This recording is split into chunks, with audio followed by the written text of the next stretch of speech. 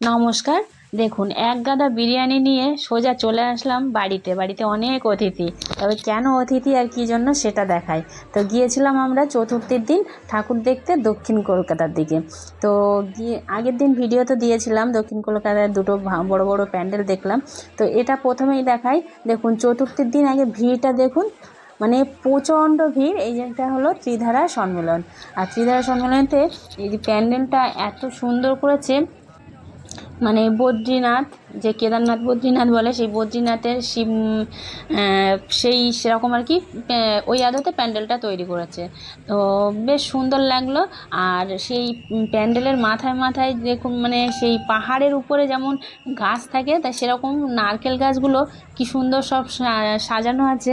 বেশ অরিজিনাল, কিন্তু নারকেল গাছগুলো কিভাবে দিয়েছে বুঝতেই পারলাম না, অনেকক্ষণ ধরে দেখলাম।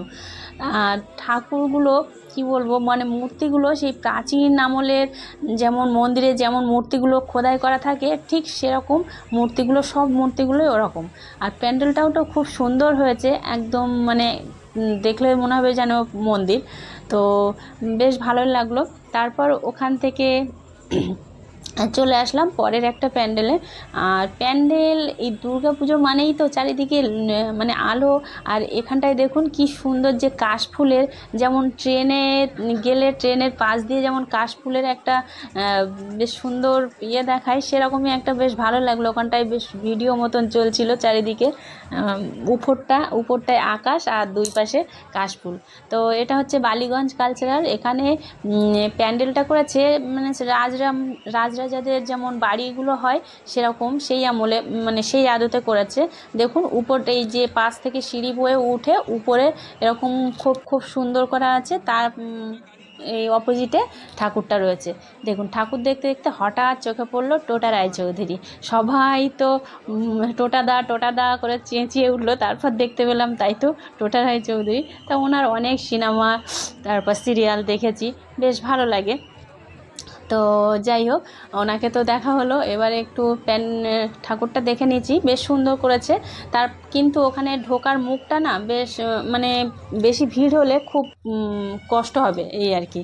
তারপরে আসলাম একটা প্যান্ডেল, এটা হলো কেদারনাথের যেমন মন্দির হয় সেরকম আদতে প্যান্ডেলটা করা। তো ঠাকুরগুলো দেখছেন, কিন্তু ঠাকুরের হাতে কোনো সাজসজ্জা নেই, কেননা ওটা ছিল চতুর্থীর দিন, সেই জন্য। এবার চলে আসি সমাজসেবী। তো এই প্যান্ডেলটা, এটা প্যান্ডেল নাকি কলকারখানার মধ্যে ঢুকলাম সেটাই বুঝতে পারলাম না। মানে পুরোটাই না লোহা দিয়ে করা। আর যত কলকারখানা, মানে কারখানার যেমন যাবতীয় সব থাকে সেরকম টাইপের আর কি। কিন্তু আমার প্যান্ডেলটা ভালো লাগলো না, কিন্তু প্যান্ডেলটা কিন্তু করতে অনেকটাই কষ্ট লেগেছে দেখে মনে হলো। আর তো ঠাকুরটা বেশ ভালো লাগলো। তারপরে একদম প্রাচীন আমলের মা দুর্গা সেরকমই। তারপরে চলে আসি পরের নেক্সট প্যান্ডেলটায়। এটা দেখুন, সেই কাঠের পুতুল নাচ, মানে সাঁওতালরা যেমন হাত ধরে ধরে যেমন পুতুল নাচ না, সাঁওতালরা হাত ধরে ধরে যেমন নাচে সেরকম বেশ কাঠের তৈরি করেছে। আর মানে চালিয়ে রেখেছে, বেশ ভালোই লাগছিল। ওইটা দাঁড়িয়ে দাঁড়িয়ে দেখছিলাম। তারপর মা দুর্গাকে দেখে ওখান থেকে চলে আসলাম নেক্সট প্যান্ডেলে। তো এই প্যান্ডেলটা ঢোকার মুখে অতটা ভালো লাগছিল না, কিন্তু ভিতরটা ঢুকে না চোখটা ধাঁধিয়ে গেছে। সেই মা দুর্গা পরীর মতো মা দুর্গা, আর উপরটা আকাশে যেন পরী আর পাখিরা বেশ সুন্দর আছে। আর তুলো দিয়ে, মানে তুলো, বেশ তুলো যেমন হয় না, আকাশটা তুলো আর নীল নীল, বেশ সুন্দর লাগছিল। আর মা দুর্গাকেও পরী করে দিয়েছে।